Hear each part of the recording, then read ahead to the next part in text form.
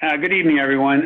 My name is Greg Higgins, Chair of the Natural Resources Commission, and I'm calling this public meeting to order at 7 p.m. In accordance with the Massachusetts Executive Order of March 12, 2020, suspending certain provisions of the open meeting law, we are conducting this meeting virtually. To ensure public access to the deliberations of the meeting, the public may access this call through video conferencing or telephone. Following the presentation by a petitioner and questions from the commission, members of the public will have the opportunity to ask questions and provide public comment. Please identify yourself with your name and address for the record. You can also raise your hand from your phone by dialing *9. All video screens will be turned off with the exception of the commissioners, Delia, and the current petitioner. Once the commission has acted on an application, the petitioner, of course, is free to leave the meeting. Screen sharing will not be permitted unless absolutely necessary. All votes will be taken via roll call, and in the event of a technical difficulty, all matters on the agenda that have not been heard will automatically be continued to the October 7, 2020 NRC meeting. At this time, I would like the commissioners to introduce themselves. Go ahead, Judy, go. Judy Zombrecker. Ed? Nick Pappas. Nick Pappas. Nardi. Go ahead, Ed. Ed Nardi. And Lynn? Lynn Hawkins. Okay. All right, that brings us to approval of the July meetings. Did everybody get a chance to review those, or did enough get a chance? Did everybody review them? I did, and I Nick, sent a minor edit to Karen. Okay. Yeah, I sent mine in, but I see Nick saying no and Ed saying no, and they came out today. So in fairness to the process, I think we've got to go to the October meeting with that. Well, Ed and I were not in attendance, so we would abstain. So it's Nick. Yeah. Thank you, Lynn. Thanks for that clarity, I guess. But we're not listening. All right, so that's fine. All right, we need some continuances. I need a motion. I make a motion to continue to October 7th, 2020 without discussion. The following petitions. Notice of intent, Shaw for 43 Old Bedford Road, that's DEP file 1371504. And notice of intent for Walsh, 150 Garfield Road, DEP file 1371524. And notice of intent for Zhang, 449 Strawberry Hill Road, DEP file 1371538. Do I have a second? Second. Thanks, Ed. That was a second by Ed. All those in favor? I got to do roll call. Nick? Aye. Judy? Aye. Ed? Aye. Lynn? Aye. And I'm aye as well. Director's update. I'll be very brief, but I'm going to start this on a very exciting note. Just get to where I want to be with these photographs. Sorry. Photos are hard to do on Zoom. That's not. That's a pasture. Oh, there we are. No, that's not. There it is. Okay. Drachma to who can identify what is outside our building. We're looking at a picture of the pasture with That's a small track hoe. Yeah. Oh, sorry. Okay, I'm sorry. My share is I not think working. that's Barnes Hill Road. All right, let me try again. Hold on.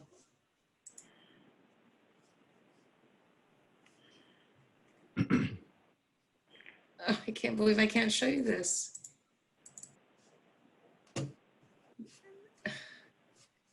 You'll get there. Don't worry about it.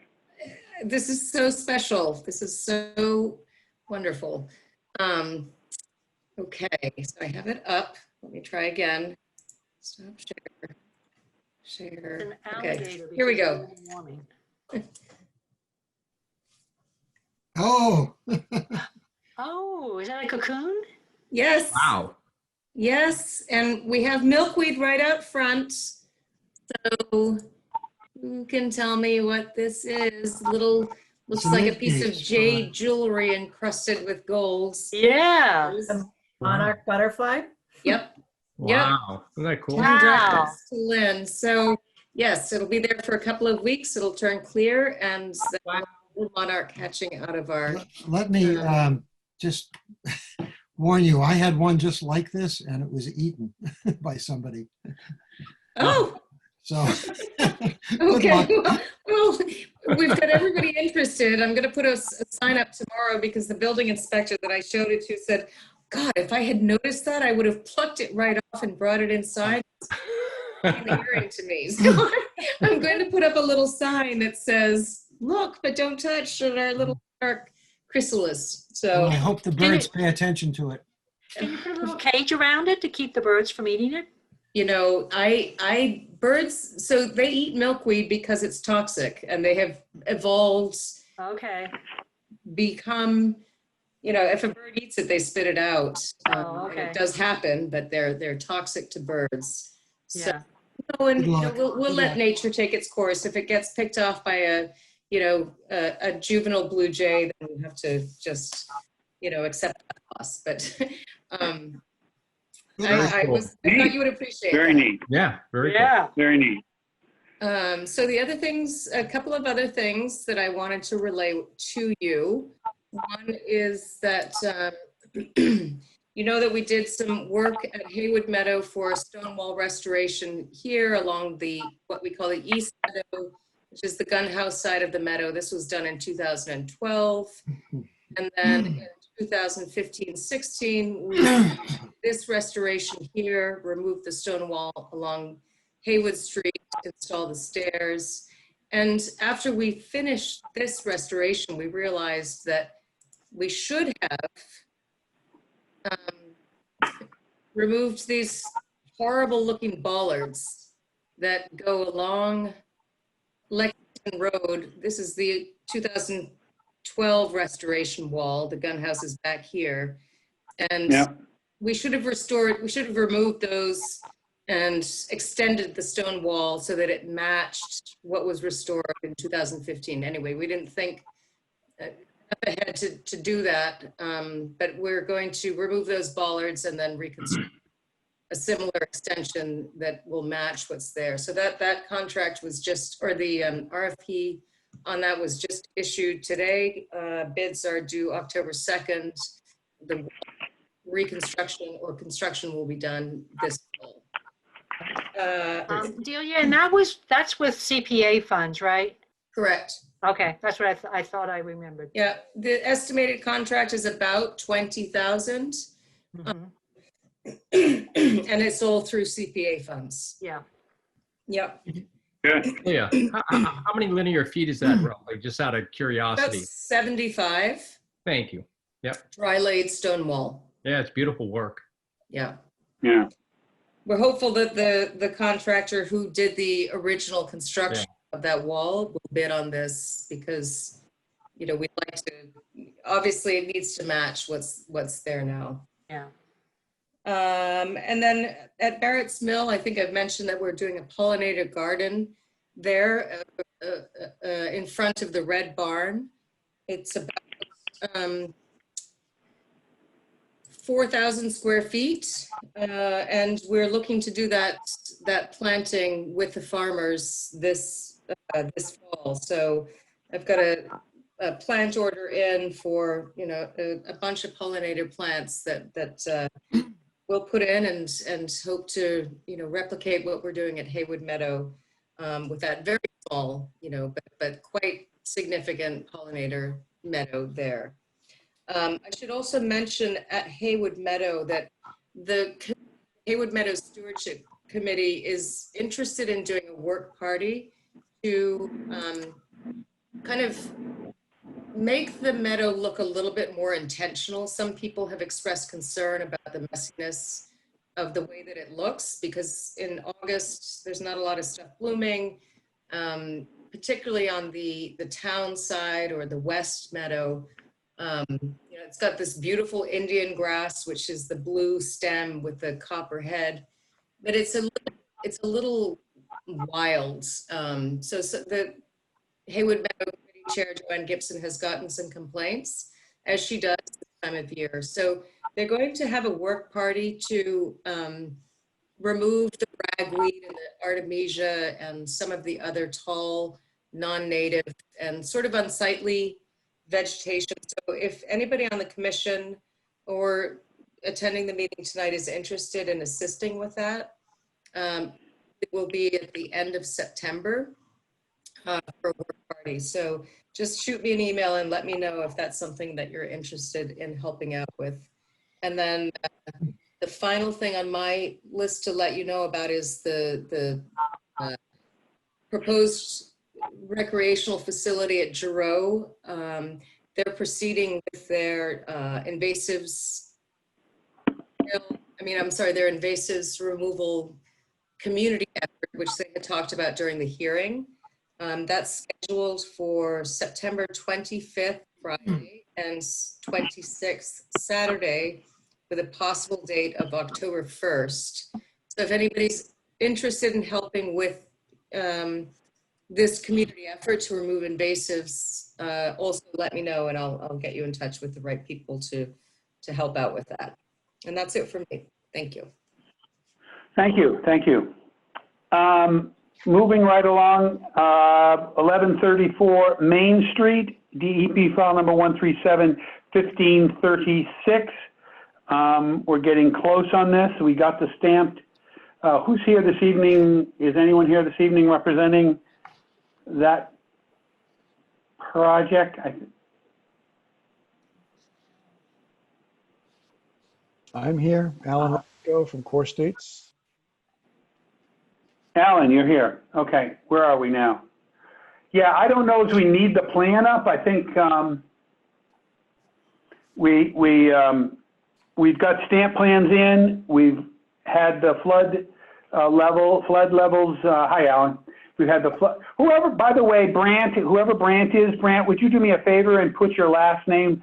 We usually ask everyone to have a first and last name so we have identification on our Zoom. We'd appreciate that. Alan, do you have anything to go forward with? You went to zoning, and is there anything you would like to say at this point? Yeah, don't steal my thunder. You know, I'm getting paid to be here, so let me say something.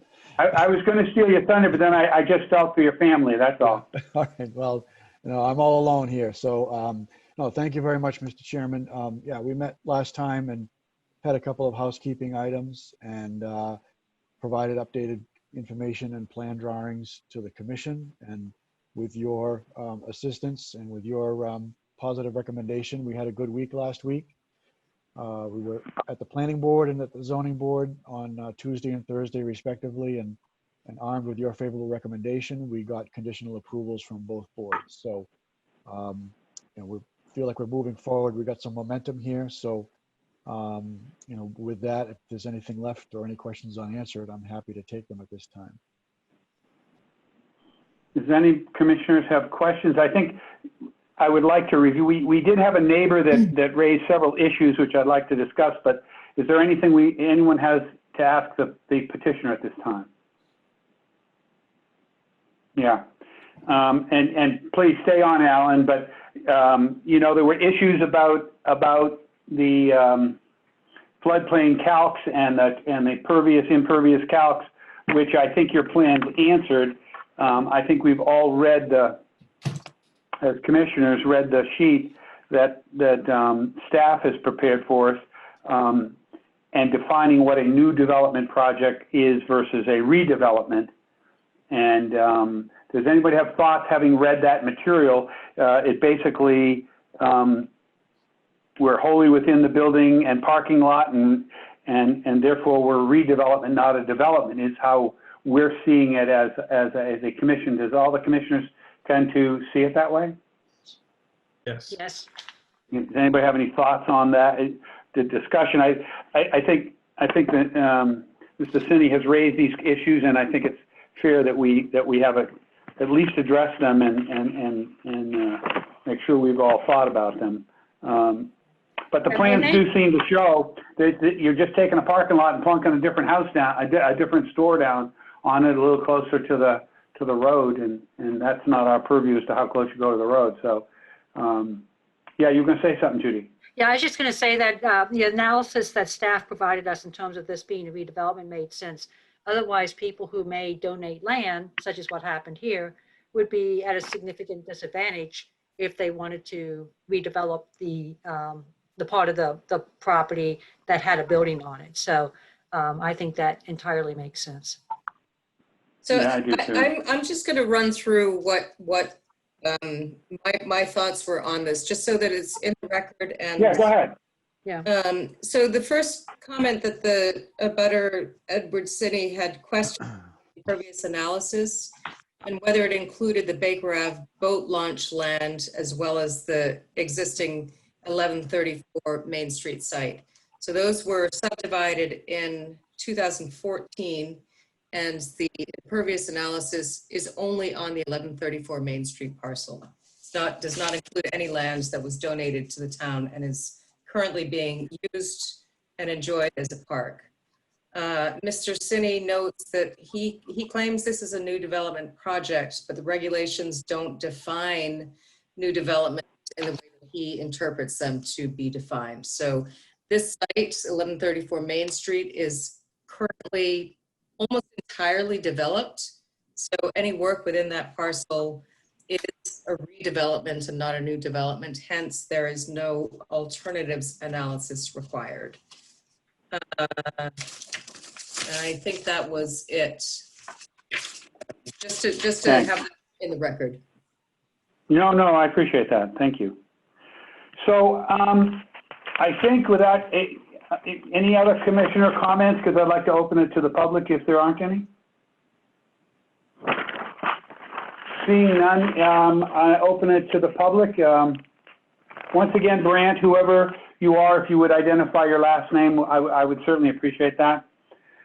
Any comments about 1134 Main Street?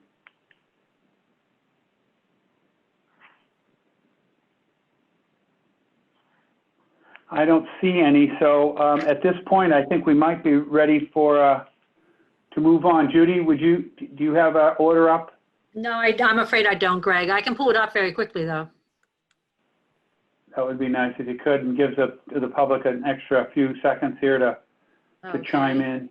Thank you, Brant. I appreciate that very much. Okay, I've got it here. Make a motion to issue an order of conditions for, just a moment here, let me get the right DEP file number. For 1134 Main Street, DEP file 1371536 with finding A, B, and C. Standard conditions 1 through 19 and special conditions 20 through 48. Do I have a second? Second. Second. Ed seconded. You're a little late on that one, Nick. All right, I'm going to roll call. Nick, Aye. how say you? Judy? Aye. Ed? Aye. Lynn? Aye. And I'm aye as well. Thank you, guys. Thank all for working on that. Thank you, Alan, very much. Yeah, thank you Go all, for it. folks. Appreciate it, and appreciate all your help. No sweat. Thank you. All right, have a good All night. right, moving right along here. Be sure we're on time. We got plenty of time. DEP file number. Oh, we don't have. This is 1371449. Who is here for this? Petitioner? This is a modification to an existing condition. Who is here for 315 Elm Street? Hi, John Durkin here from Onyx Corporation as a contractor. I believe Lily Thank- Morris as the landscape architect is available. She may be muted. And I believe the owners are on the call as well. Hi, Kyle Okay. and Lydia Rusconi. We're Hi here. there. Hello. Okay, who wants to present? What are you doing? 315 Elm. We got to Hi, get, Robert. Sorry, Greg, we are looking at 315 Elm right now. I think you skipped one. No, I didn't. 315 Elm. I'm sorry. Okay. I thought, Sorry, the lot for 211 was up. I think that might have caused confusion. It's Oh, Rob okay, McGoey here, is the owner, and Robert Young, the contractor, is on the call as well. Well, that would be 211 Lindsay, yes? That would be 315 Elm. 315 now. Okay, 315 Elm is the one we're open. It's DEP file number 1371449. Go, take Correct. it away, Robert. Great. So this is the resubmission. No changes to what we previously discussed, other than the resubmission shows no work inside the 50-foot. So no proposed fence inside the 50-foot and no proposed of mulching inside the 50-foot. If you remember, what we proposed to do was to construct a natural hedge line or fence using natives only off the existing list, off the existing order of conditions, to establish a safe fence area for the kids. Other than that, no changes to what was previously proposed. And that was, Robert, I think that what we asked you to I mean, I think you accomplished what our goal was in moving that inside the 50. That's my take on it, and thank you for doing that. Any other commissioners have any questions, issues, comments? No. No. Hearing none, I open it to the public. Are there any public comments on this proposal? Please make your point. Raise your hand, or if you're on phone, *9. I don't hear anybody. Give you just a little bit of, it's usually a dull, usually a quiet moment when we're waiting for the public, just to be sure anybody has a chance to get in. All right, hearing no one, I think we might, and having no other comments and seeing that you did pretty much what you asked, I think we're looking for a motion here. Who wants to make that? Thank you, Judy, for doing that. Yeah, Delia, I do have a question. You sent a redlined order of conditions. Is that the one I should use? Yeah. there was a later one sent, and I apologize again for the last minute email on that. I can send it to you again so it's right up on top on your inbox. Okay, yeah, because the one I have has special condition number 20 completely taken out. Yeah. Okay, I want to make sure I had the correct one. So, Yeah, because that's the red line one, but you send it anyways, Delia, so we get it absolutely correct. right, Please. yeah, Okay. yeah, I just want to make sure I do it correctly. Yep. Right, so special condition 20, I took it out because we actually never received the, I can't undo this.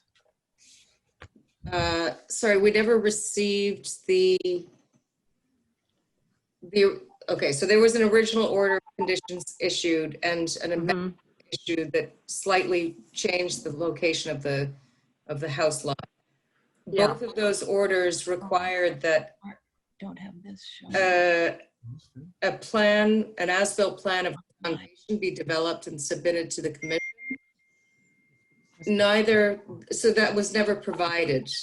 I didn't think it was appropriate to include that. Now, since the home is built, Okay, it was appropriate to include that as a requirement for the homeowner because that water is under the bridge.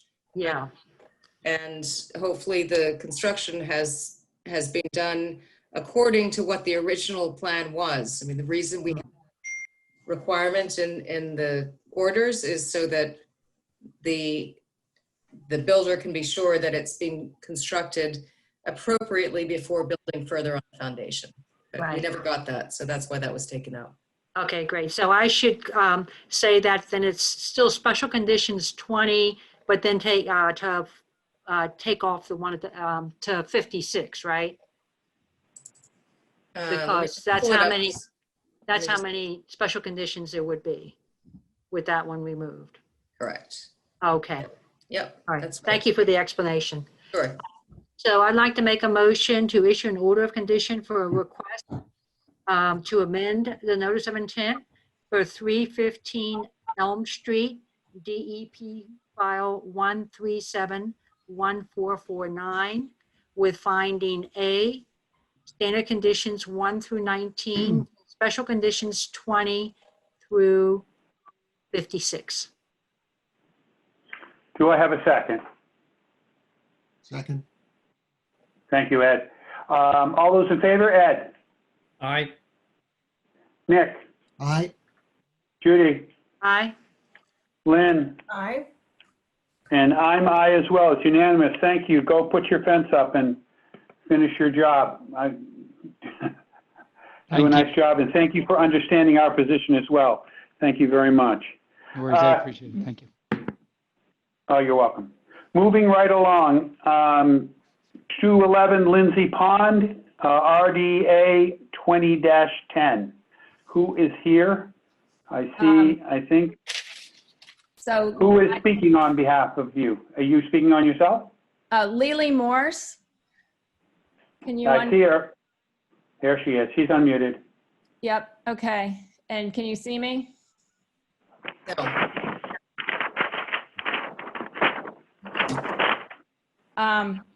I don't know if It's you. certainly more important that we hear you, by the way, but go ahead. No, it says that the host has to start my video. So.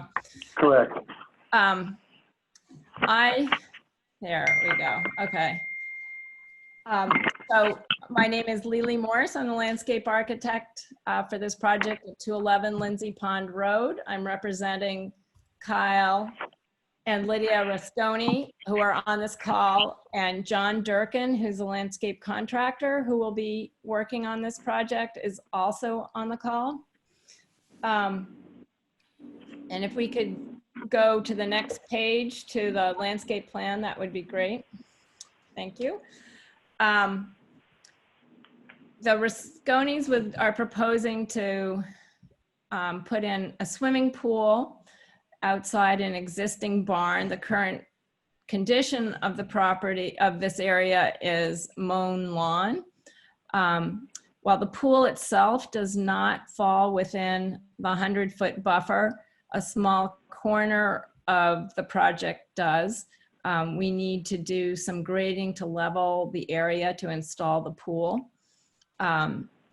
So we have a corner of retaining wall. It's approximately 2.5-foot retaining wall at its tallest, and a corner of stone paving and a few granite steps that will bring you up to the pool level. We also have an access road, which is shown on the plan, which will also cross the 100-foot buffer for a small portion of it. And that area will be restored to its existing condition with the addition of some amelanchier planting, which is shown on the plan. Yeah, that's just the construction access. That's just the construction access, so that will be completely restored. We won't be stockpiling anything within the buffer. And that will be repaired. We propose to install silt fencing and barriers as shown on the plan through the entire limit of work. The planting, the existing condition, as I mentioned, is just mown lawn at this point. And it is unirrigated in the location of the pool, this area. So we are requesting permission for this pool. The pool is a saltwater pool, so there will be very few chemicals. And we will restore everything. There'll be lawn area, mostly lawn area around the pool as shown. We are proposing, we are not planning on putting in a fence. So as allowed by the current pool code, if you have a retractable pool cover. And I think that is pretty much it. The planting is minimal that we're proposing at this point. It's 5 Amelanchier that are within the 100-foot buffer outside the pool area. And then within the pool area is just a small garden on either side of the steps with perennials and sort of undetermined plants at this point, but they would not be invasive plants. Thank you. All right, I would want to point out for the record that it appears according to the plan, the closest point of your wall to the wetlands is 73 feet. Is that correct? Everything is certainly way beyond the 50-foot mark. Everything is way I just want beyond to point out for the record. Yeah, whether it's, I think it's actually 77, but Yeah, yes. the plan I've got is, I can't quite read it, it's so Yeah. small, but it's 77, which is even further away. I Right. just want to point that out for the record, Lily, that's all. That's quite important to us. And it is in, any other, I just want to point that out, I don't have any particular questions on it. It seems like an okay plan. Does anybody, any of the other commissioners have a thought or comment about it?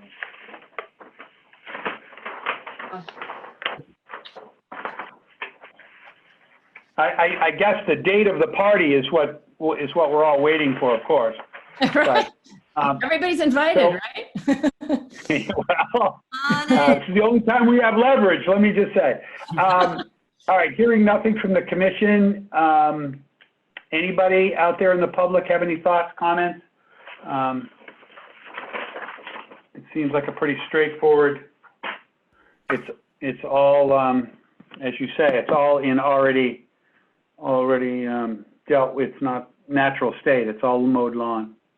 Well, hearing none, do we have, can I have a motion from somebody, please? Sure, Judy, you can do it. I Oh, think Nick, go ahead. Go ahead, Ed wants to do it. Sure. Go ahead, Ed. I move to issue a negative determination of applicability number 3 with the following conditions.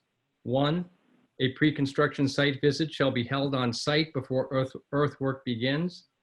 2, all disturbed areas shall be loamed and seeded.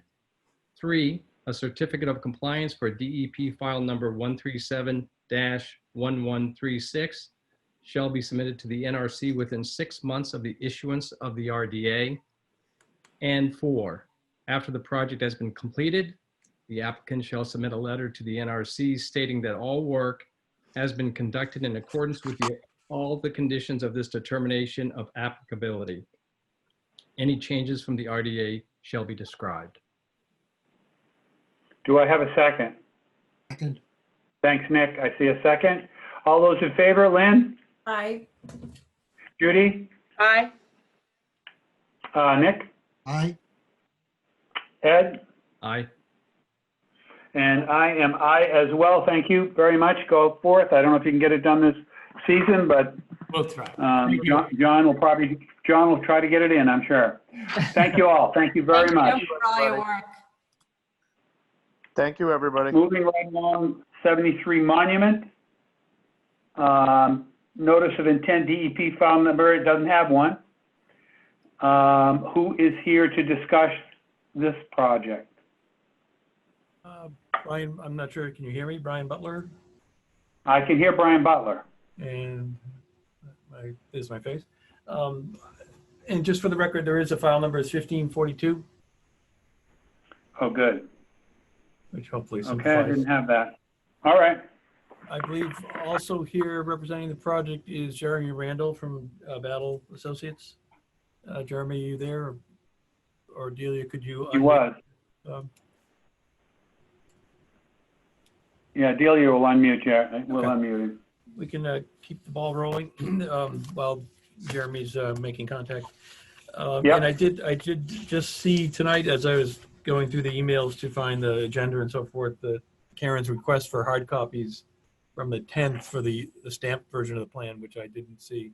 And I apologize. We'll get those to you prior to the next hearing or tomorrow.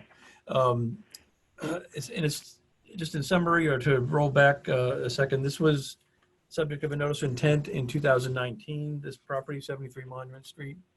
It's 19th century, I think late 19th century, single-family home on Monument Street. I'm sorry. Sorry about that. The prior proposal was somewhat more elaborate with more landscaping, a greater horizontal extent, work within the driveway, work around the garage, work down the slope that where the cursor is going now. That's a fairly steep slope that drops about 15 feet from a fairly level lawn where the cursor is moving right now, and then just to the up from that or east of that is a very steep slope down to a wet meadow. And you can see it's delineated with flags that were placed in May of 2019. So the initial project was abandoned and it was let go fallow for some time, and the current proposal is a much attenuated, less ambitious, less voluminous addition to the single-family residence on 3 sides there, or 2 sides of residential, and a set of steps and so forth, as you can see. There's no proposed landscaping embellishment. We previously proposed a stone wall, patio, and some other features. There's no work proposed on the slope down where it says proposed erosion control barriers. That will remain as is. The entire footprint within buffer zone is 331 square feet, and that's all building and stairs. As seen there, and it's essentially a bump out of the existing. It'll be a 2-story bump out of existing living quarters. There's, I think we included architectural renderings, although we may not. We may have pulled them. They're kind of non-consequential to your interests. Is mitigation for the 331 square feet of work within the buffer zone, which is all greater than 65 horizontal feet from the resource area. We propose a remediation area. There's a fair amount of exotic vegetation growing along the northerly property boundary outside the wetland, and outside the 25-foot. We show erosion control as a precautionary measure there, as indicated on the plan. Thanks for pointing to that. And our plan is to essentially go in there, retain the nativistic material in there, and remove all the exotic material there with a combination of saw cut, pull a bear, pry bar kind of apparatus, and cut and stumps as spraying as need be. And then to restore that, our intention is to plant it with a seed mix, approved probably New England wetland seed mix for upland meadow, and as we indicate there are a list of woody plantings as well to kind of fill in the voids there. That'll be monitored for the duration for at least 1 season unless the commission wants otherwise, and with a brief reporting on it at the pleasure of the commission. I don't think it requires a thesis level study, but we just are trying to pay our tax, if you will, for remediation. As we said, this all the work is about 15 feet vertically above the wetland and isolated or separated by at least 65 feet for the dwelling. There'll be replacement downs. The current gutters go into downspouts and dry wells, and we'll replace those. Delia asked for a detail, which we have and will supply. It's a fairly standard detail for a downspout dry well.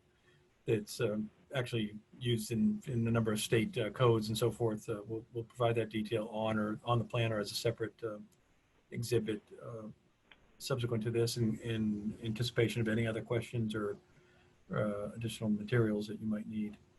And Jeremy, I don't know if you have any addenda there.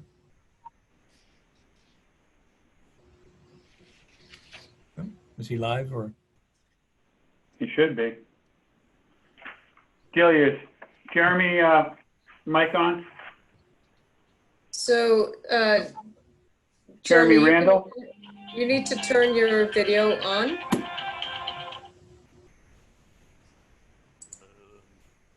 There you go. There we go. I don't have video on this computer. Okay. Okay. I'm sorry, Jeremy, just asking if you did have anything that I either omitted or that you wanted to embellish that with the commission's benefit. No, I believe you have everything. Quick question, Brian, why, you have an order, I'm surprised you didn't just amend that. This is a new order, yeah? Yeah, logistically, it's the same process. You have to re-advertise, pay the fees. The form is slightly different than the old form. So it's, it's sort of for the same reason we never do an abbreviated notice of intent. It's essentially the same amount of work and same Yeah. process. So we can, I guess we can, Oh. if the commission prefers, we can close out the old one prior to this. So I thought we could do one trip at the registry later down the line, but I did one trip, but we have to have an agreement. You are definitely closing out the old one. yes, yeah, that will be abandoned. That is and will be abandoned, yeah. And you will give us some, you'll put on the plan where the dry well is and the piping to it so that that's clear to people, and the method that you're removing those species of the invasives. Yeah, I mean, the method is essentially, No heavy lifting, but just Yeah. so everything's on the plan, because that's, that's what people work from. yep, that's true. We do have well, it's not a narrative on the plan, but it's a schematic representation, but we can probably embellish that so that, as you say, that it's all in one place. It's all in one place. Yeah. Any commissioners have any other thoughts? Was there clarification? There seemed to be two different numbers on the restoration Oh. area. Thanks for bringing, yeah, Delia had mentioned that in an email to me, I think, today. And I went back to the plans to make sure it's a little bit wonky, if you will, the table on one of the plans, just because it says new addition 331, then mine is actually cut off the exhibit I'm looking at. Then it says there's another entry of 331, in total of 331, in the 50 to 100 foot buffer zone for activities. Yeah. And then the remediation table is just to the right of that, and that gives the 505 square feet. So I didn't see on the Hamel plan that it indicates only 331, unless I'm missing something, Delia.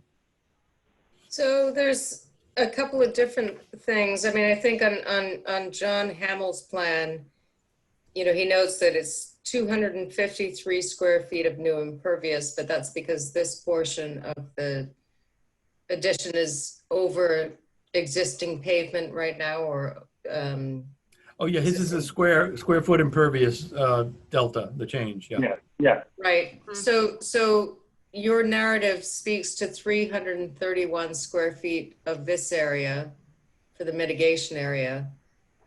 And on the battle plan, it shows it as 505. 505, right. So it just needs to be reconciled so it's clear what the actual area is. That's all. Whereabouts does it say the 505? Here. 505 is from Battle. On the architecture. But in the table or, oh, okay, I'm sorry, right in the blob there. Right. Oh, yeah, well, that's Right. correct. I'm sorry, that 505 mitigation, 331 alteration. Yeah. Okay. So it's 500 feet, yeah. Great. So let's just make sure that's clear. Maybe Okay. put that on the battle plan as well, so that here, because let me just go back to this plan. On the Snelling plan. Just Did you label put it it on here the that Snelling it's plan? 505. Yeah. Yeah. 505 square feet. On Snelling. Yeah, Hamel, right. Hamel, yeah. Hamel, yeah. Well, we remember John too. I know. Any other thoughts, questions from, thank you, Judy. Welcome. Not seeing any, I'm opening it to the public. Anybody in the public, please come forth.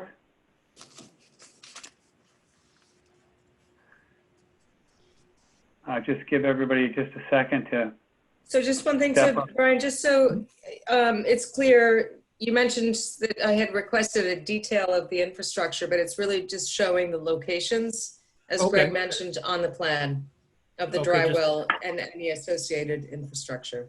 Okay, sure, yeah, just locus for those two, yeah. Yep. well, I don't see any public comments, so I think I'd be looking for, if it's all right with the petitioner, looking for a continuance till our next meeting is October 7th, is it? October 7th, does that work with you folks? Yeah, Ryan? yeah, I'll be out of town, but with the luxury of Zoom, I can Zoom in, so. Yeah, yeah. I mean, I don't think it's heavy lifting. If you get that stuff into us, I mean, Yeah. you know, on your own peril, you should probably come. But, Yeah. All right, I need a motion to continue, please. I make a motion to continue notice of intent for 73 Monument Street, DEP file 1371542 to October 7th, 2020. Do I have a second on that, Ed? Second. Ed seconded it. All those in favor? Lynn? I saw the aye. Judy? Aye. Nick? Aye. Ed? Aye. And Ed said yes, and I say yes as well. All right, thank you very much. Thanks for coming in. Thank you. Moving right along. Thank you. Nick, you've got to recuse yourself on this one, I assume? Yes, I shall. I'll turn my video off and just listen in. Thank you. Okay, this is 300 Virginia Road. I don't have it. Do we have a DEP file number yet? We just got one today on that, and the DEP file number, Karen, help me out. I have an old agenda. I'm sure Molly has it. 1371543. Thank you. Thank you. Thank you. All right, what are we doing, Molly? So for the record, Molly Obendorf with Stamsky McNary. I'm representing Nick Pappas. You may be familiar with him. His property is at 300 Virginia Road, and what he's proposing to do is repave the driveway, same footprint. It has cracks in it, doesn't have a real good structural base. So all that will be done to spec with the new driveway. And on top of that, I guess I should have started to say that there's bordering vegetated wetland on site. So we're doing work in the buffer zone. A portion of the driveway does fall within the buffer zone. Also, we are installing a roof dry well for the existing house. There is currently a downspout that just, flows onto the driveway and then runs off. So this will provide mitigation for that discharge and will be then sent to the ground. And that pretty much sums up. It's a fairly straightforward project. And if the commission has any questions, I'd be happy to answer them.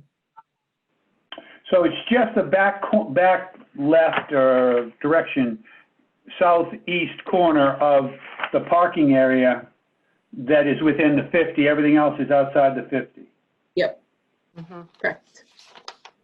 I just want to get that in the, and you're putting the dry well under the driveway. Yep. Kind of the parking lot area. Yeah. Yeah, I don't have stockpiles up front. I don't have any issues. Any of the other commissioners have any thoughts? No. No.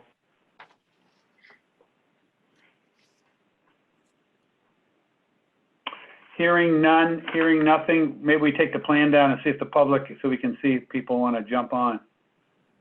That looks like next one. Anybody out there in the public want to comment here on this driveway replacement?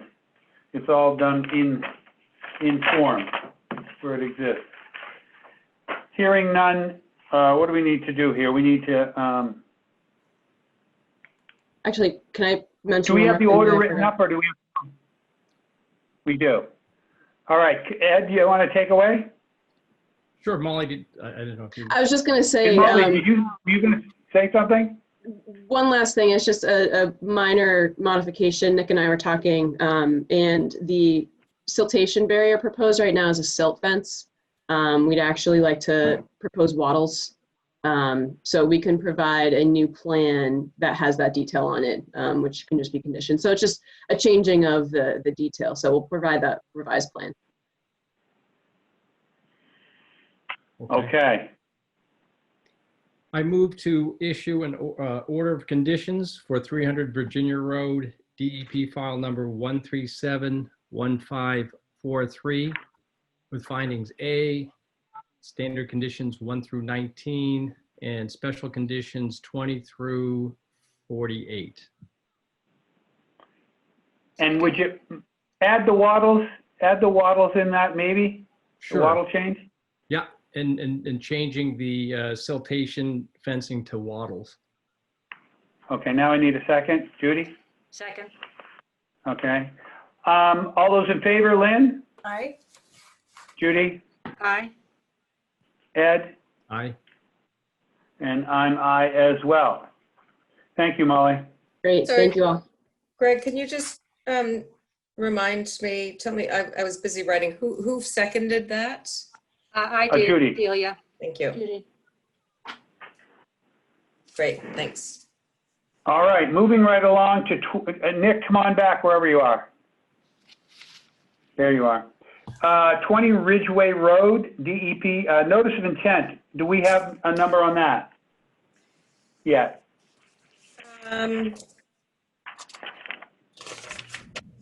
So,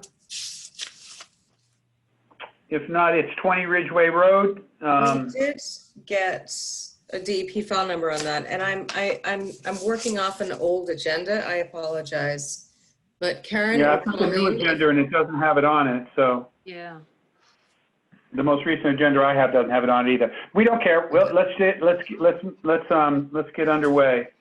We care, but it's 20 Ridgeway Road for anybody who's researching this for the record. All right, who's here to talk about it? This is David Yokin, and this is my wife, Dara. Hi, guys. Hi, nice to meet you. And should we let Shelley say hi? Sure. Yeah, we also have our architect on the line, Lee Cott of Okay. Monument Street. Lee is very familiar with the NRC and the wetlands. This is our first time dealing with you guys, and we appreciate the opportunity. Basically, what we're trying to do is improve the landscape in around our house in the interest of safety and accessibility to into the house, outside of the house, and around the house. The majority of our house is within the buffer zone. Within the 50-foot, you'll see that we are proposing a deck off the back, which is partially in the 50-foot and partially in the 100. And we're also proposing a patio and native plantings. And then within the 100-foot, we would like to build a retaining wall in the front of the house and level off the ground. So we have sort of easier access to the house from the street. And we want to build a small permeable patio on the left side of the house as we come out of the existing covered porch. So that it's sort of easier for us to get down to the bottom of the stairs. And then there's currently a retaining wall right there that's sort of very hard and awkward to navigate. And we just want to modify that and add some stairs so that it's sort of safer for all of us to get into the backyard. In terms of proposed mitigation, yeah, and everything that we're planning to do would be permeable. But we plan to mitigate at a 10-to-1 rate, whatever you deem necessary. In terms of the deck, since Lee is a little more seasoned working with wetlands regulations, he actually has some ideas about how to make this as non-invasive as possible. Maybe Lee, you can chime in here on that. Sure. I've been working with Dara and David Yokin on the sort of the idea for this deck, knowing that it's within the 50-foot buffer zone between the 25 and 50, and looking for ways to do it that would be acceptable to the commission.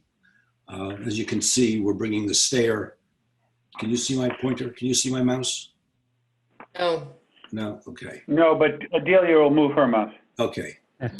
We're bringing the stair, and I want to bring the stair in between the 50 and 100 foot coming off of the deck down into the yard. And as you can see, about 2/3 of the deck area is actually over the ground within the 50 foot to 25 foot. That's right in there. And what I proposed to possibly do there is to, of course, make this a totally permeable deck. Water will leak through it in the rain. Snow will melt through it, and then have a crushed stone or whatever surface you think is reasonable underneath it, so as not to reduce the impermeability and to continue the permeability of the site. It's an important feature, I think, to the house. When the house was built by the builder, this is an area right off the kitchen, and it seems to be an ideal place to have an outdoor eating area. We propose to put a sliding glass door in across there so that the Yelkins can have outdoor meals there. And it also, I fitted in specifically within that sort of L-shaped area in the back of the house so it doesn't protrude out beyond the perimeter of the house in any way. I just wanted to chime in here, if we could go back to the plan and what started this idea in general. We bought from the builder a couple of years ago. Landscaping was not involved in his project at all. The way the land is right now, it is very uneven. It is very sloped. There is absolutely no access to the backyard. That may not be evident from what you're looking at now, but there is a way to get there from the front, you walk around from the garage. There's a way to get there through a existing covered porch, through that, down some stairs. You have to jump over a retaining wall. There's actually no access to our backyard, which has been an issue for two reasons. Number one, we have children, and right now, the way the retaining wall is built, it's very unsafe. It also leads to about a 5 or 6 foot drop into a patio that's underneath the covered porch, which is very unsafe. And the other issue is that I have been diagnosed with muscular dystrophy, and the way the property is right now, it is really inaccessible for me. It's very hard, it's very sloped, it's very difficult to navigate. And we're just really looking for a way to make this more even, have some more walkways, less crushed stone around the property that's easy to trip on. And that was kind of how this idea came about. And then as in terms of the front, this porch or the deck that we are looking to do, there's 2 reasons for that. Again, there's accessibility to the backyard. It's also right off of our mudroom. There's no way to get to the backyard, like I said, from the mudroom. So right now we have issues with that. And there's nowhere to have a barbecue. There's just like the way that this property was built, it's impossible to use the backyard basically at all. So we're really looking for a way. Obviously, we don't want to impact, the wetlands in any way, shape, or form, but to try to make it a more accessible and going forward, possibly a more handicap accessible as well. So that's kind of a little bit more of a background of this project. Anything else that you can think of? No. Oh, and also we had talked about the fact that there is already this existing covered porch. This other porch would really not be, we would make sure to build this without any sort of structural situation where it could be turned into a room or anything like that. What'd you say? Yeah, Lee could probably speak to that a little bit more about what we would be willing to do. Well, I think you said it, Delia. I think what you want to do there is just not increase the floor area ratio of the house by enclosing that space, is what you just said.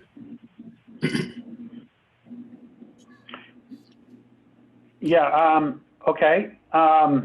Thank you for the presentation. I think that's kind of the way I interpreted it. I don't know about the other commissioners, but that's the way it seemed to me as to what your goals were here. I think the accessibility to the rear yard, and we do have pictures that was part of the packet, so people in the public know that we actually have photographs showing some of the terrain issues that you're facing at your house. And we do see what really looks like as a walkout basement, which is a screened-in porch above. So it is kind of a different. One can't walk around the house and use that space at all. I think one of the issues that it raises to us, which is a policy issue that I think we have to wrestle with here. I'll speak to the deck first. The deck is now, as proposed, is closer to the wetlands than any current point on your property. Correct. And our policy, which we've been very strict on, says that, we can give allowances for people going closer to the wetlands as long as some other part of the building is already, as long as it doesn't go closer than any other, than the closest point existing. And that's a problem we have with the deck, because the deck does protrude. I might just add that we will definitely want to see a point from the closest point of that deck to the wetlands spelled out on the plan, just as a note when you're talking with your engineer, so that who's ever doing the plan, just so that we know what that distance is, we ask people to do that, and I would do the same thing for the patio, so we know where does it set in terms of distance to the wetlands. I think if we look on the other side of the house, I'm just pointing out that I think you get to the backyard without the protrusion that goes, it's sort of a nice rectangle, and I don't blame you for suggesting it, but I think that's another thing that I think we have to discuss as to, yeah, right in there, that we have to discuss as to how we feel on that. So the two issues I see is that and the issue of the deck, and I kind of will open it to the commissioners to see what their thinking is and what their thoughts are on it.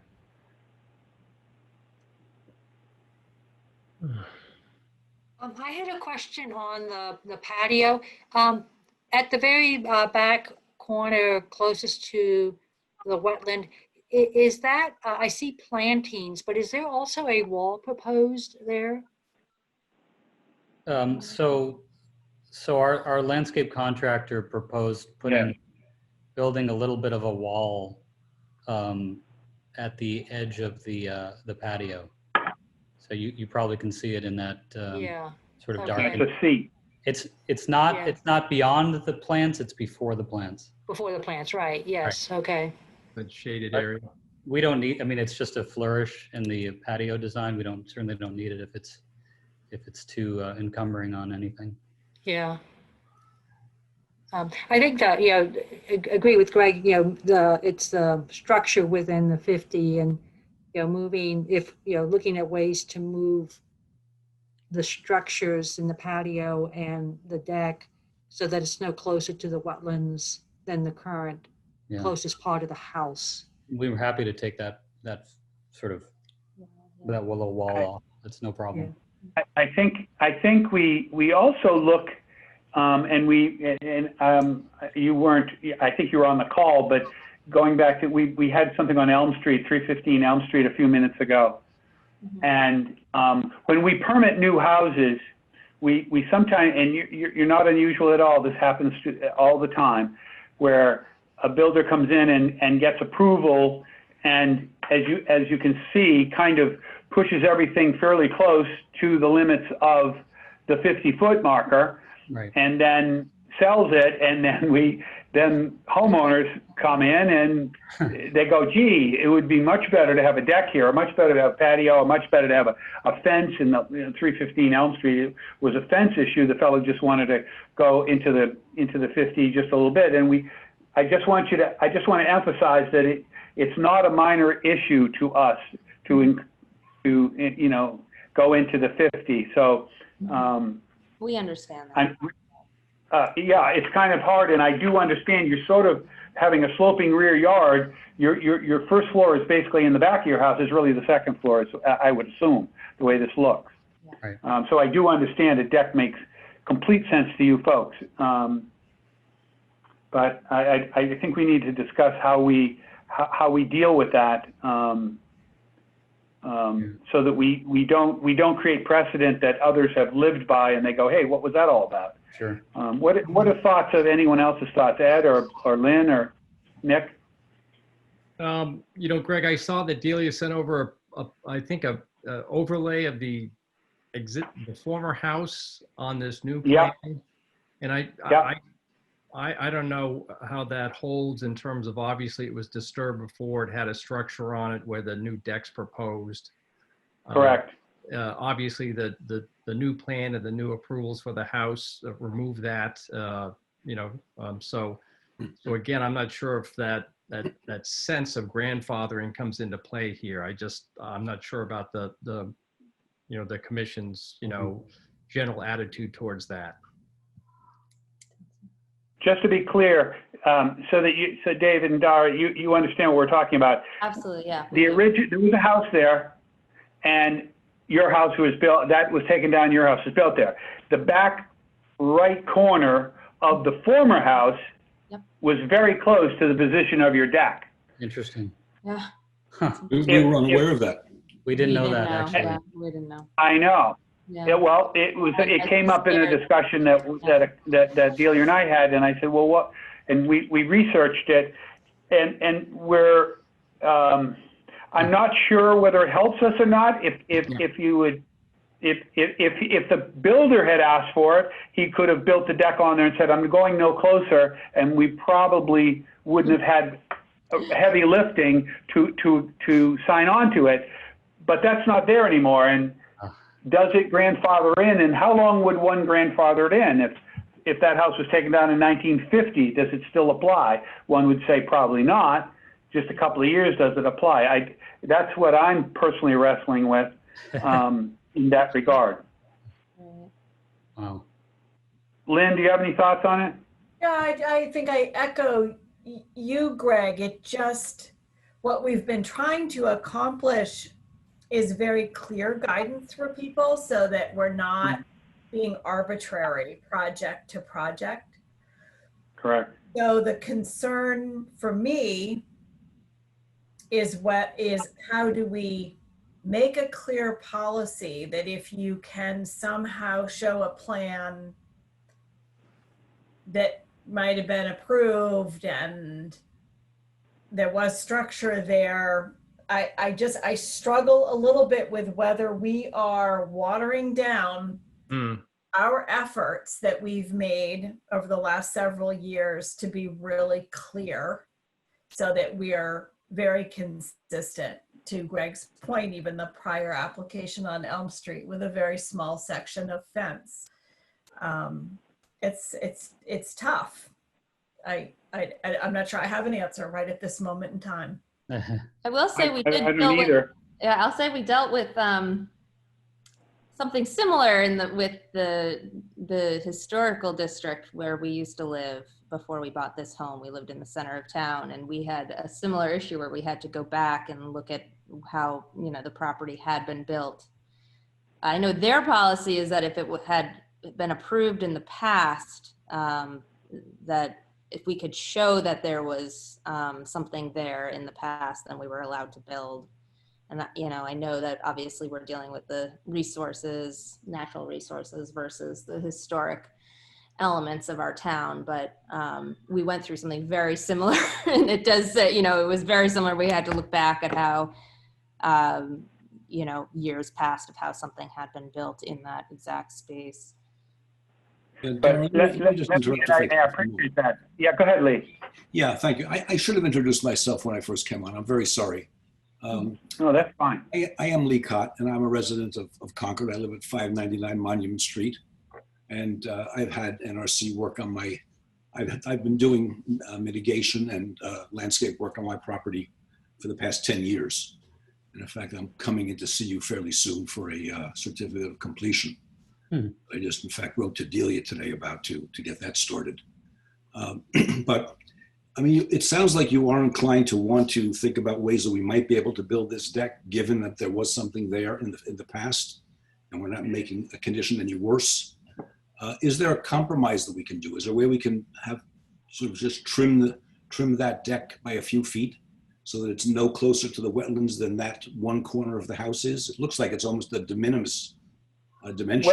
Well, I think, and I think, to be fair, I think the commission has through the years that I've been on it, has tried to work with people to get them as much as what they need to get and still adhere to our policies and procedures so we don't get ourselves caught in a quagmire we can't get out of policy-wise. I think that if I could use I'm going to take a really absurd example so that maybe it accentuates where my brain is. If there was an existing house 5 feet off of the wetlands that somebody had come in 3 years ago and said, I want to move that 50 feet and my new house is going to be 50 something feet, we would probably find it very, we would be very much in favor of the new house being 50 feet. What I wouldn't want to see is 2 years later, somebody coming back and say, well, the existing former house is 5 feet off. I'd like to go and put a 50-foot deck on the house. It's because I can be within 5 feet. So we're wrestling with gray area, trying to use a hard number, Lee, and that's the problem that we have. We're trying to use just it truly is an arbitrary number, but it's one that we use because you got to have some way to treat everyone fairly equally. I fully agree with you. Can we just put the plan back up on the screen for one moment? I don't think I can use my pointer, but I'll try and describe what I have in mind.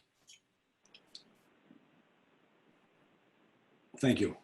Greg, is the point at the moment, the point closest to the wetlands on the side where the deck is, the existing corner of the house there? Just move your hand up there a little bit further up.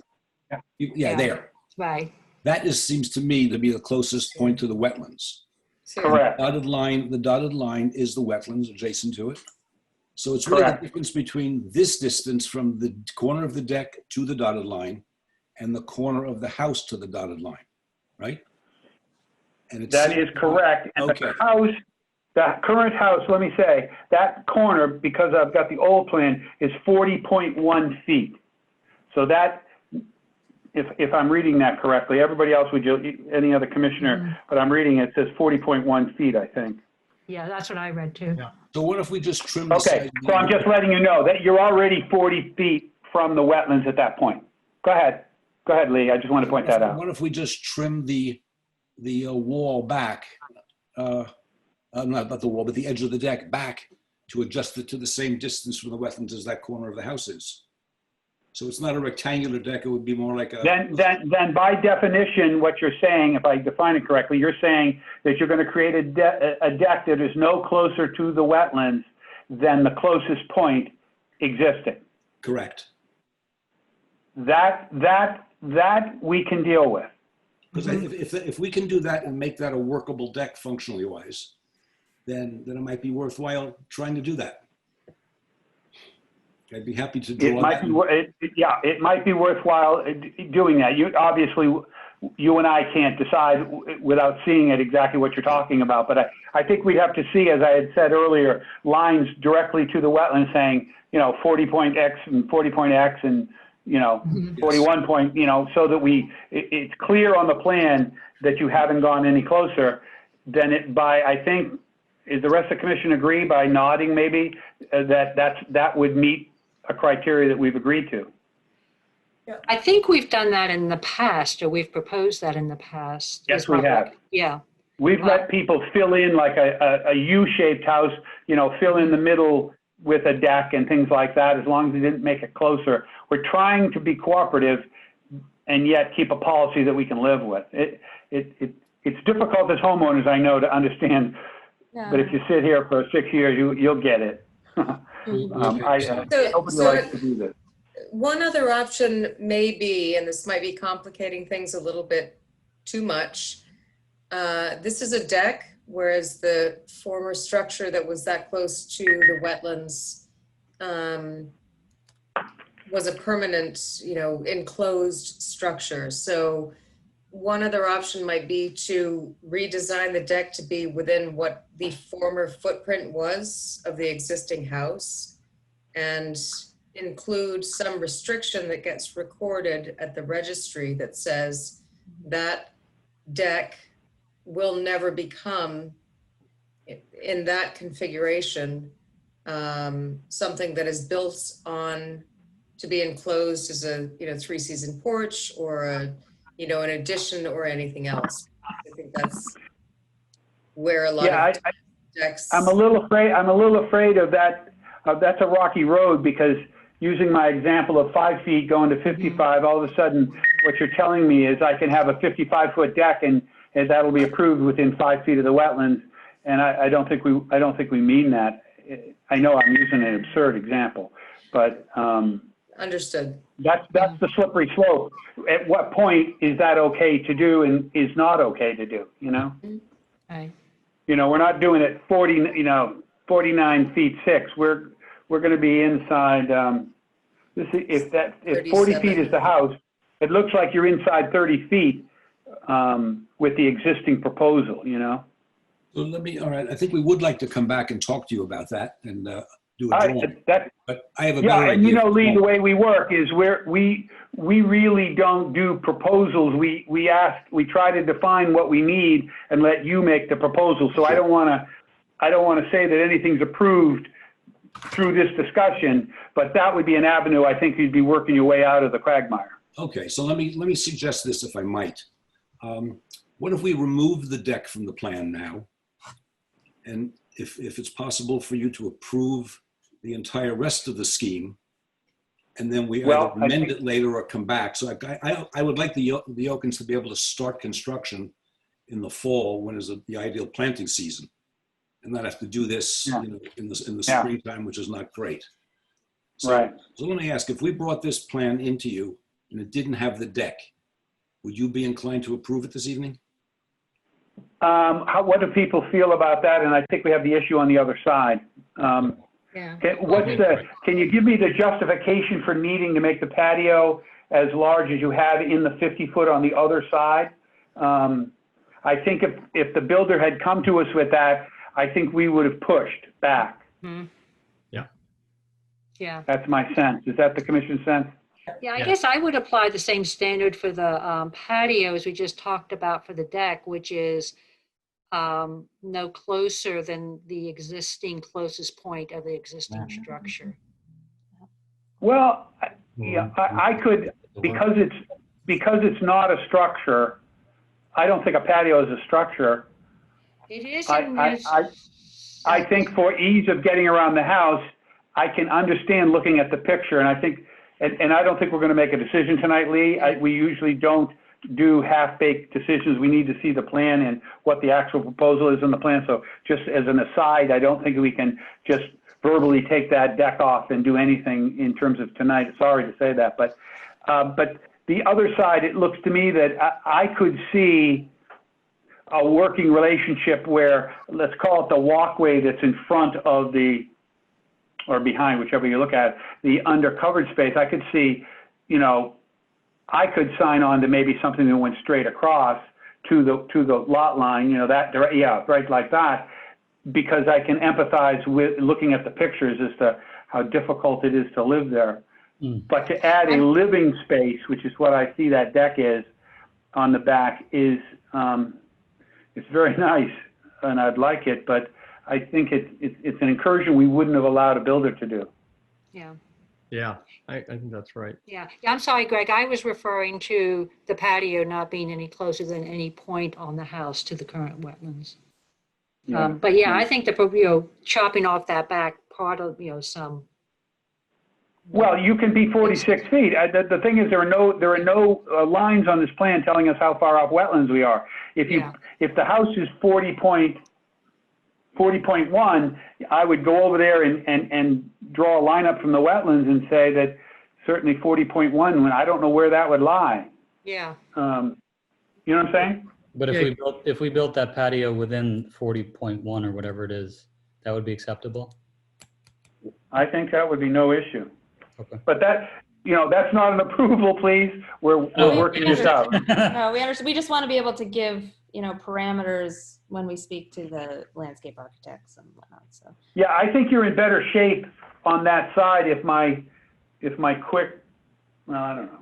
Let's see, 40.1. I'm just doing it off of here. I don't know if anybody else is doing it. Yeah, you'll still have some patio there, I think. But I think if you don't go any closer than the existing house, we sort of have that as a policy, Lee. So, that would be something I would guide you to think about going at. Fair enough. Thank you. Wonderful. Dave and Dara, do you understand? I mean, We Yeah, do. We do, yeah. Thank you for your time. Yeah. We appreciate the insight very much. yeah. And at that point, I think, well, to get on December 7th, we have, what, 2 days, Delia? We actually have an extra week in September. There are 5 Wednesdays. Oh, sweet. Till next Friday. So we can amend this and resubmit it for the next meeting, correct? By next Friday. Yep. That's my point. That's my point, David. Yeah. Wonderful. Okay. Thank you very much. We really appreciate it. Yeah, we really Thank you all. Thank you. Yeah, okay, we need to make a motion, and so you guys are okay to continuing this till October 7th. Do I have a motion to that effect from somebody, please? You don't need to actually make a motion for continuances, but I do have a file number Colleen just gave to me, which is 1544 for this project. Okay. So as long as you agree, we'll send you a continuance and Okay, great. And do we need to have stamped plans before we can approve it? the final plans do need to be stamped, yes. Okay, yeah. So I would suggest if you make those changes and think you're close, maybe want to check with staff to be sure of it, Lee, and then stamp them so that we're approving. We don't want to go to another meeting if we don't have to, because you'll be into the end of October then. That's, Getting late, yeah. Okay, good. Okay. That's good. That'll work. Okay. Thank you all. Thank you, guys. Thank you for your understanding. I appreciate it very much. No Thank you problem. for your time. Thank you for your Really time. appreciate it. Good night, everyone. Bye-bye. Okay, where do we go from here? Temple Road, why have We're going back to Keels. did I go backwards on my, let's see, closing it, continuances, Keolis, here we go. Or do we want to do other business? Let's do other business first. Keolis comes afterwards, I'm sorry. 177 Barnes Hill Road. Brant Johnson is here. Delia, do you want to start with this one? Hello? Sure. I mean, it seems we have work in the well, we don't know if it's wetlands or buffer zone because we don't have it flagged, but we have work probably within jurisdiction. Let me just, if I might, Delia, and we don't have, nothing came in front of us. The property apparently is being used as a field that is for horses, boarded horses, riding and that sort of jazz, which does not constitute a farm and horticultural use, so that it does require work within that to come in front of us. And I think the owner was unaware of that, and so, go ahead, Delia. Right, well, that's May I comment on that? Yes, I thought I'd let Delia, if she had anything, Brant, and then absolutely I want you to comment Sure. on it. Okay, go ahead. sure. So we were notified of a activity occurring within wetlands in April, and I just see if I can bring this up here. I visited the property and I tried to see the site at the time and advised the homeowner that the work was not permitted without a permit, and issued a violation letter shortly after that, requesting that the activity be permitted. So this is, there's small bobcat within the wetland resource areas. This is floodplain and wetlands. Some of this activity is probably within riverfront area. The homeowner then submitted in June a plan that, let's see, some of the resource areas, but they, the request or the requirement was that those resource areas be flagged by a wetland scientist. We've got floodplain on the property. It needs to be surveyed. We didn't get that. I sent the application back as being incomplete. Requested that again, the information be submitted. We received another submittal that did not provide the required information. So not receiving any responsive response from the applicant. This is on the agenda now tonight for an enforcement action because we haven't been able to get any response and responsive from the homeowner, which is Brant Johnson. He is on the call tonight. He may have some additional input he would like to share with the commission. Okay, Brent, yeah, I just wanted the background in case somebody's reading the minutes to figure out why we're here. Go ahead, Brent, please. Well, I'm not sure how to respond to any of this, actually. What I did when Delia came out and said I was doing something terrible, we put the dirt that we dug up, put it back, and left and basically restored the field to the way it was. So and it's been that way since. And if you'd like, I can show you a photograph of what it looks like today, which is what it looked like last year. I mow this field every year for the last 30 years. The reason I started this whole thing was because of some issues in the neighborhood, a great deal more water has come down into this field, resulting in standing water in a 40 by 80 foot area that I was trying to get rid of. You can see so that the purpose of it, what I was trying to accomplish was to remove this standing water in the field so that it wouldn't be wet, which may be an oxymoron with the wetlands. But this is a photograph we took today of what it looks like. So in terms of restoring what I did last spring, I think you can see that there's nothing there. There's no building or any destruction of the wetlands. But my plan at this point is to do nothing until next spring and hope that this doesn't reoccur. Because if it does, then I'm going to try to figure out some way that's acceptable to you guys to remove this standing water, which has not been there until they clear cut about 4 acres of land up the hill from that field.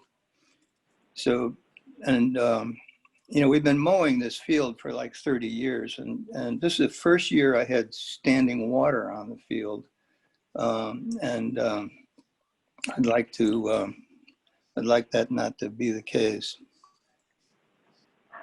As far as what agricultural use is concerned, it may be relevant to note that I own an additional 14 acres at 19A Estabrook, which it butts 177, and I grow and sell feed corn to Mark Duffy and Great Brook Farm in Carlisle, and this year, as we have for the last 10 years or so, sold him about an acre that we row of feed corn. And that's why this property is considered, at least why the classification for the property is 61A. I appreciate Is that a contiguous piece, Brant? Is that a contiguous piece? Yeah, otherwise it wouldn't work. But my understanding is it's because it's contiguous, the classification is valid for 177. Now, yeah. Given the situation, I may grow rice on this lower field. Somebody had suggested cranberries, but those are too much labor intensive. Right. But although I think it's a good cash crop, it would get you more money than rice. I think we need to. I think in order to resolve the current issue, we have to get the soil, and you may have accomplished what we need to get. We need to get the soil. We need the ground to get back to where it was. It is. If you want to bring a proposal in front of us, I think we have to verify that, and I'm not exactly sure what the best method of verifying that it's back where it was. So, but it would require, Brant, somebody from our side of the tracks to come there and verify that. All right? Fine, come on out, knock yourself at it. I mean, it's you would not know that there was anything disturbed there, other than there's 4 posts that marked out the area. I mean, and as a matter of fact, we're going to mow it. Peter Gifford's going to come over when he has time and mow the whole thing. So it may be more visible to you, because right now I sent Delia a photograph of it tonight, so you could. That was up on the screen, Brent. Is it? Okay. Yeah. So you can see. Well, it does look like it's naturalized. I do agree, but I think we do have to. Given the state of where we're at, and I think we do have to verify that. So somebody's going to have to come out. Does staff feel like, or does the commission have to come out? What do you think, Delia? So I would say 2 things. I'll put this photograph back up that Brent sent me this afternoon. This is the area that was disturbed.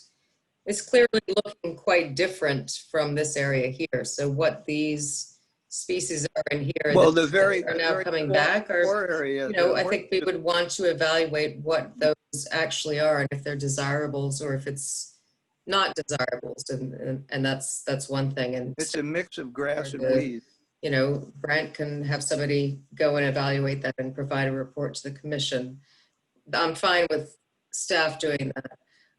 The second thing is just to point out that if you're, Brent, considering putting this into cranberries or rice or any other kind of agricultural production, it is currently not in agricultural production, and you would need to file to receive approval from the commission to do that. So, okay. Want to be sure well, right now we're using it as a hay field, and I raise hay and feed the horses with it. Understood. So you mow it right now, but you're not cultivating it and cropping it. That's a very different activity that would need NRC approval. So I just want to be sure that that's understood, so that we don't. So Delia, what your concern or the question is that the area that does look different, which had been disturbed, to ensure that there's no invasives that have now grown there or gotten into that area. Is that kind of why we want to look at it? Invasives or other undesirables. I mean, we don't know what is growing there. So, the reason why it looks different is the horses have been chewing it down. Well, so it would be helpful to have some evaluation of that. As I said, staff can conduct that evaluation, Greg. The applicant can also have a consultant evaluate that and provide a report to the commission to evaluate. Yeah. So if I might, why don't we continue this to the October 7th meeting, and in the interim, staff will go out and take a look at it and report to the commission. They don't have to tell me when they're coming. They can just come out anytime they want. I mean, it's an open field. Okay. Yeah. I don't know what the exact policy of that is, but they'll probably drop you a note or something.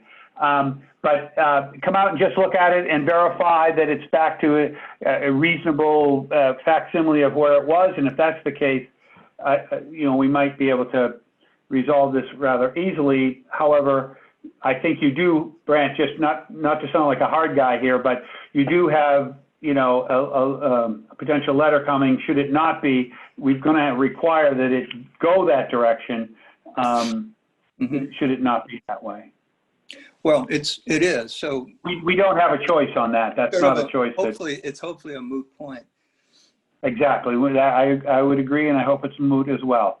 And then if you want to come forward in the spring with some other suggestion, and I really do empathize with your situation. If you've been there 30 years without having a soggy 80 by 40 foot area of your horse field and now have it, I do understand why you wouldn't want to do something about it, but we do have to go through proper procedures to do things like that. There was 4 acres of mature trees, 50 feet. I know exactly where you're talking. I know exactly where you're talking. And they're clear cut them, and there's a driveway that runs straight into that area where it's flooding. And Peter, you can talk to Peter if you want to, but he's mowed it every year for the last 30 years, and he agrees it's wetter than it's ever been.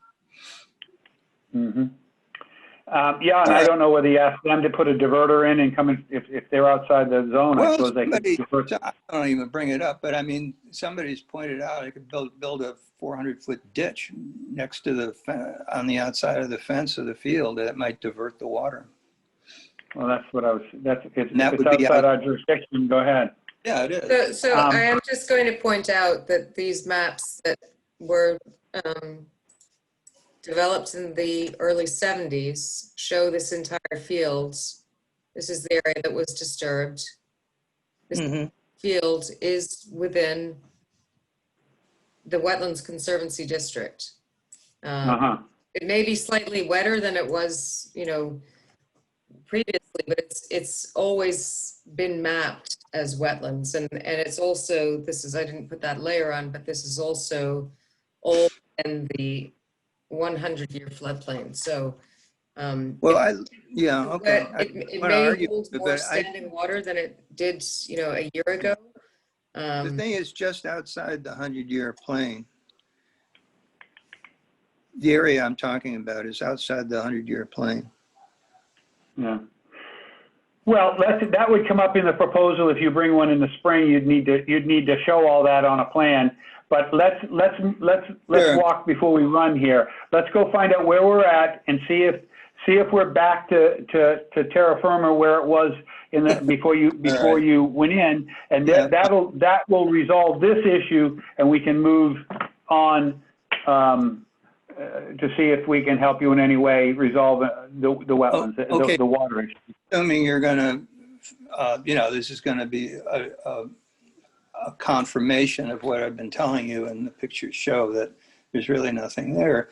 But if you do find anything adverse, let me know. And if you find everything, we will do that. Let me know as well, so I can sleep. We will do that. We will do that. We will do that. I can sleep better at night. Great. All right. Yeah. Okay. Bye. All right. So I think, any commissioners have any further thoughts on this?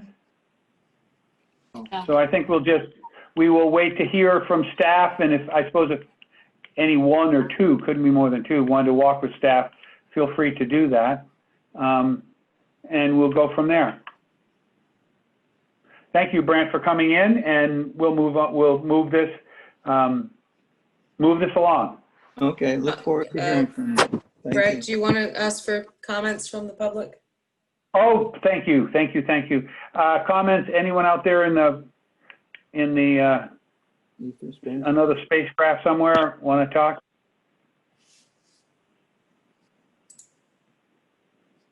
All right, I don't see. All right.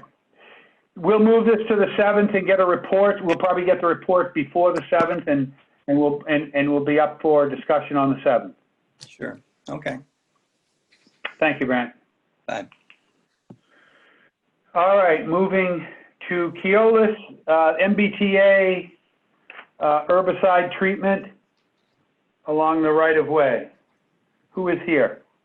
Good evening, everyone. For the record, my name is Clary Kutu, Director of Keolis Environmental Compliance. And I believe this is a continuance, right? It is. Okay. And with me today is Matt Donovan in case we have any questions. I guess, Delia, I'm kind of deferring to you on how you want to address the continuance and the issues that were pending from last meeting. Well, we had asked that you take a look at our wetland, which we think has better evidence than the evidence that you were using to define the wetlands. Have you done that? Yes, those were issued to the commission, I believe, last week, Delia? Right. Yes, so that was completed. I just want to Clary, get on the record. Clary, if you just want to discuss what was provided and what how that addressed the commission's Sure, question. and I guess I have both Matt and Tim here who did the analysis in comparison between the Concord and GIS wetlands layers and what we had depicted through Mass GIS. So maybe Tim, you want to talk on that? Yeah, there was actually very little. I'm Tim Dermody for the record. There was very little difference, and we actually kept both layers on. We added the layers that you requested, and then kept all the existing ones so you could see the difference. Yeah. It had no impact to any of our delineations and the markings that are existing in the field.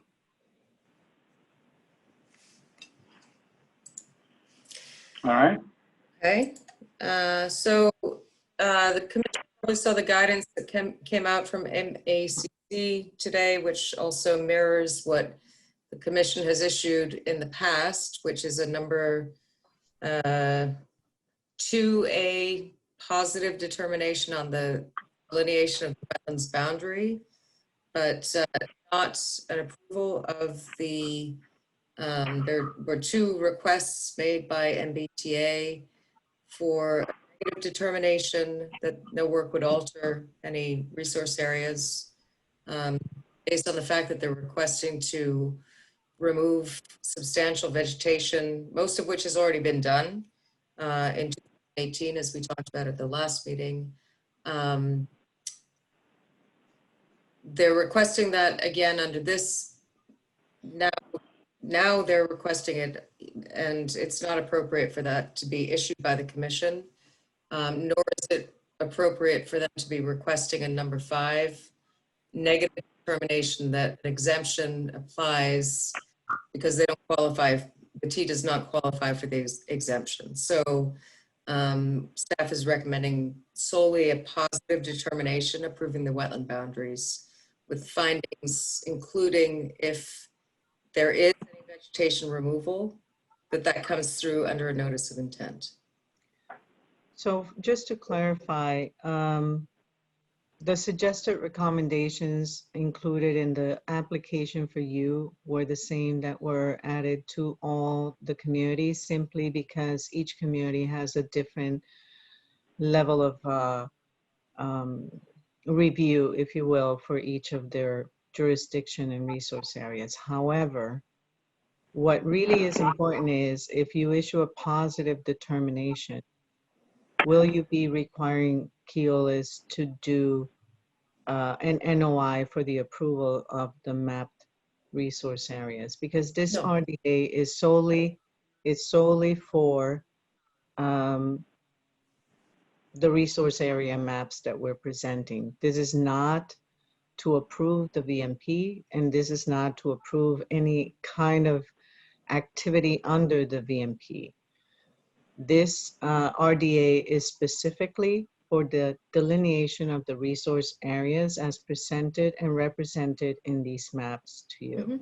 So I just wanted for the record to clarify so that everybody understands that there's a very big difference between approving a VMP, which is the jurisdiction of DAR. What we're requesting with this RDA is only the resource area delineations. Good. So that's helpful, and it would be useful if you chose to submit a request that really specified exactly what it is that you're requesting approval for, because I think what has been submitted by your consultant is misleading at best. Some communities say yes, some communities say no. I It understand hasn't that, which changed. is why MACC and MSMCP issued this guidance, because there was so much confusion among the 100+ communities that received the exact same request from your consultant. The positive determination is exactly that. It approves the wetland boundary, and that's it. It does not require that you file a notice of intent for work that is exempt with an approved wetland boundary, which is the herbicide application within the zones that are shown on the maps that you've provided. But we want to be clear that there's no approval, as is implied in your request, for any vegetation management beyond herbicide treatment, for removal of black walnut and red maple and white pine and everything else that's listed in your VMP, through chainsaw, through flail mowing, through whatever activities are listed in the VMP. Those are not permitted without filing a notice of intent. And you can specify that. Right. So that's why that in your condition would be determination. included in your. Every community can specify what their discretionary evaluation is, because each community is different.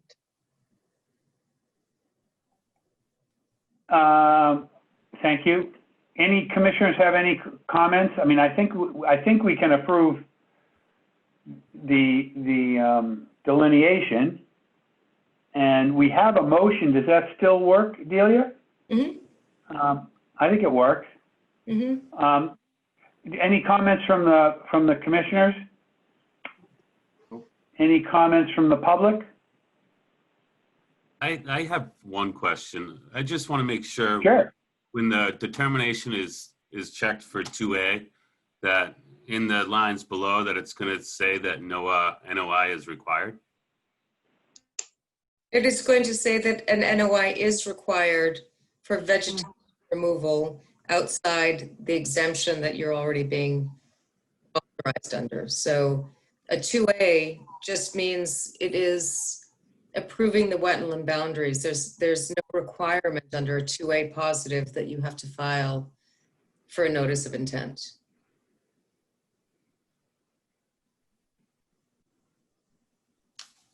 Does that answer your question, Tim? Yes, thank you. Yeah. Seeing nothing in the public, nobody in the public, do I have a motion? Judy? Okay, I want to make sure I make the right motion here. I make a motion to issue let's see, this is an RDA, right? Mm-hmm. Yeah, you want to move. I want to make a, I move, determination. okay, yep, here we go, I got it. I move to issue a positive 2A determination consistent with prior RDAs with the following conditions. This determination approves only herbicide use. No mechanical removal of vegetation is permitted without an order of conditions. And number 2, annual monitoring reports shall be submitted showing compliance with the yearly operational plan. And this is for Keolis, and the file is RDA file 20-7.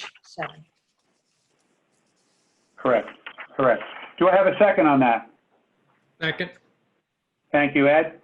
Vote. All those in favor, Nick? Aye. Ed? Aye. Judy? Aye. Lynn? Aye.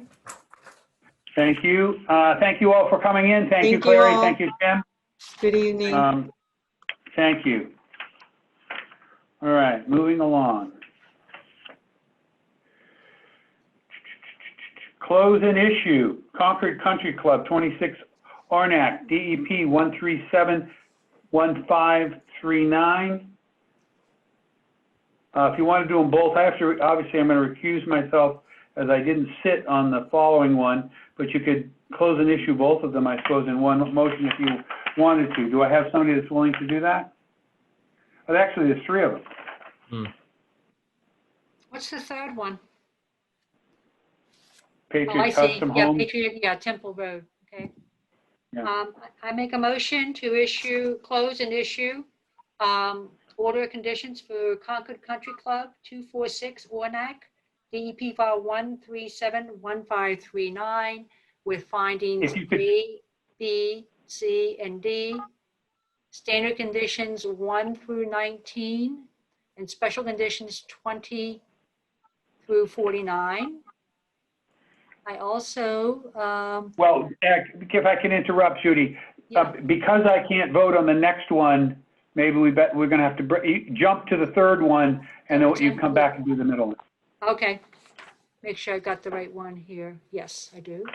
And I make a motion to close and issue order conditions for Patriot Custom Homes LLC, 52 Temple Road, DEP file 1371541, with finding A, standard conditions 1 through 19, special conditions 20 through 47. Do I have a second? Thank you, Nick. All those in favor, Nick? Aye. Ed? Aye. Aye. Judy? Lynn? So I'm an aye on the DEP file number 1371541, and I recuse myself from DEP file number 1371539. Okay, and I'm aye to both. That it passes, they pass. Okay, the next one I cannot vote on, DEP file number 1371540. Somebody want to make a motion on that? I make a motion to close and issue order conditions for Lions Park LLC, 210 Park Lane, DEP file 1371540, with findings A and B, standard conditions 1 through 19, special conditions 20 through, get down to 54. Do I have a second? Second. Ed, thank you. All those in favor, Ed? Aye. Nick? Aye. Lynn? Aye. Judy? Aye. And I recuse myself, so that's 4. Thank you. Certificate of Compliance, COC. We're all set on these? Yes, we are all set on these. The only thing with 350 Bedford Street, that was for some invasives removal.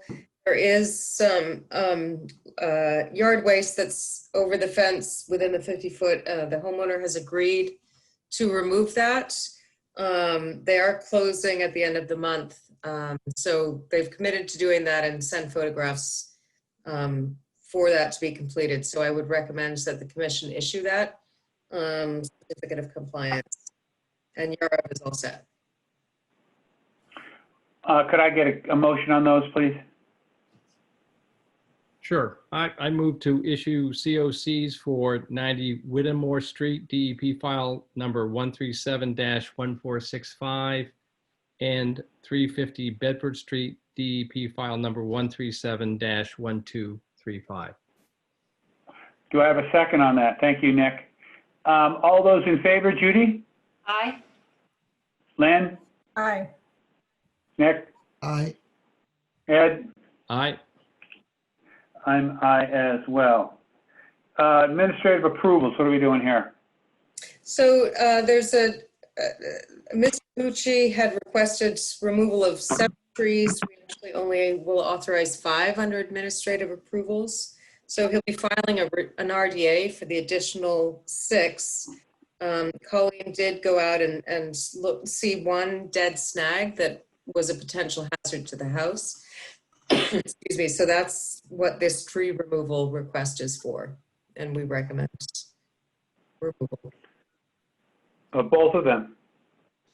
Are you doing both of them or The just second one? one is Mr. Keene at 394 has a Norway maple and a sugar maple growing out of an existing wall that he'd like to replace, but I didn't learn that he wanted to replace the wall until recently. So it's not on the agenda. Just tree removal is being requested right now. So a couple of the, as I said, the one Norway and one sugar, he will replace with one red maple. If the commission is open to considering the replacement of the wall as an administrative approval tonight, you can do so, but it's not listed on the agenda, so probably not. Yeah, I'm reluctant to do that if it's not, if it doesn't Sure. say it in case somebody has an issue with it, Agree. you know, a neighbor or something. Yeah, so the trees are growing right out of the wall, and it's obviously not good for the structural stability of the wall. So I would recommend Wall, that. what type of wall is this, Dina? It's just a stone, it's a thrown stone wall, dry laid stone wall. Delia, back to the tree removal of 362 Border Road, did you say it's just one snag that would be approved Right. this evening?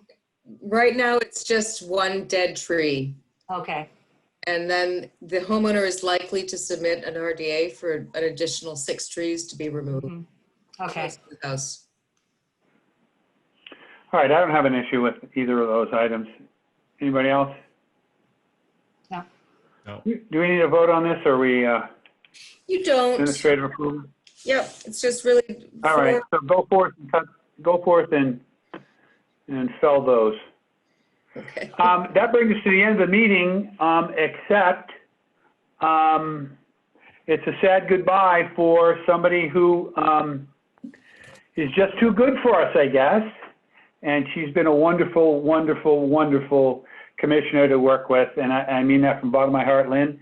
I've appreciated every moment to work with you and love the way you think and love the way you have devoted so much time to protecting the natural resources of this town and elsewhere. And I appreciate it, having the privilege of having worked with you. Thank you. Thanks. Thank you. Yeah. Thank you, Lynn. Yeah, very much. Miss you. Outside of that, we got to kick the can down the road till next time, and see you when I see you. Thanks so much. Okay. Thank you. Greg?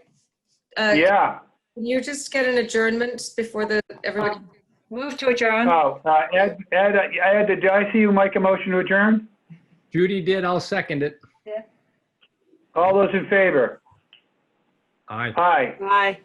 Judy said aye. Lynn said Yeah. aye. That's 4-0, and we don't need Nick. Okay, move on. See you guys next time. Same bat station. Bye.